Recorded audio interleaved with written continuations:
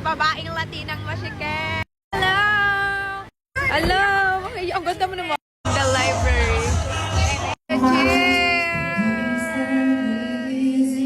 Ay, may kasama pala. Nagtagpo na naman yung mga landas namin. Nagkaroon na naman kami ng time para mag-night out. After concert, dumiretso na kami dito sa library. Nirequest ko. Nirequest ko yan eh, Epor.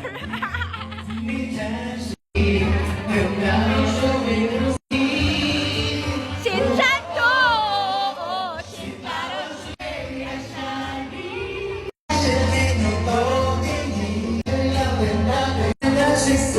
Epor, meron pang ano?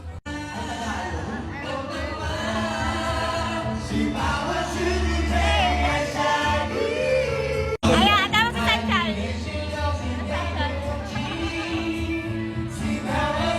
Secret love song. Ayan, mag-secret love song. Diba, kakagaling ko lang sa concert ng F4, tapos tinanong ako kung anong gusto kong request. F4 pa rin na kanta.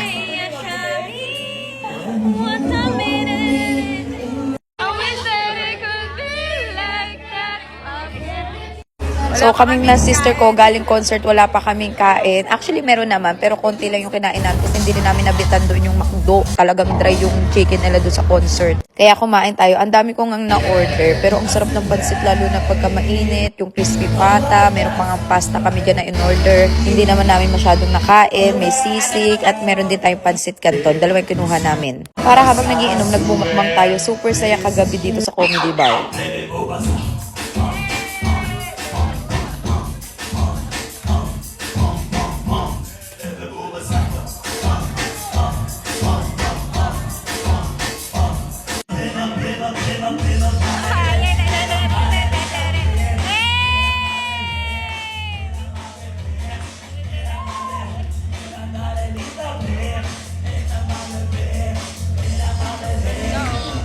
At syempre, nasa good mood si Papa P. Kasi minsan mahirap ko talagang yayain pagkalalabas. Buti na lang sumama siya. Etong dalawang to, makikita mo, miss na miss nila yung isa't isa. Kasi ngayon na lang din sila nagkita ulit.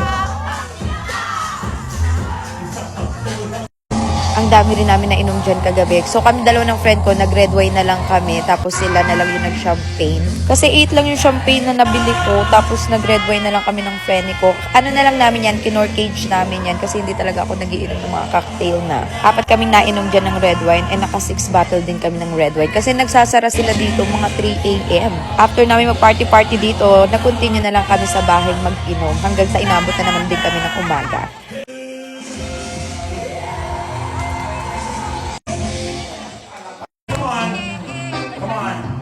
Pwede kayo magsacha dito. Yo! Saturday night,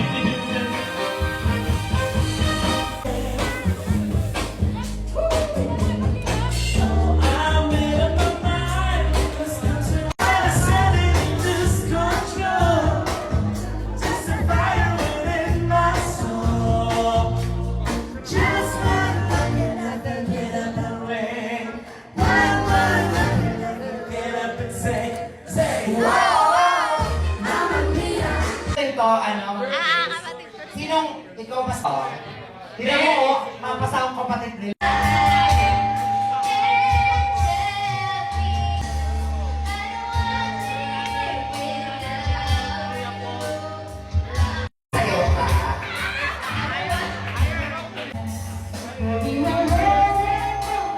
After namin sa The Library, umuwi na kami at nakapag-goto pa talaga kami. Nagmukbang pa kami pag-uwi.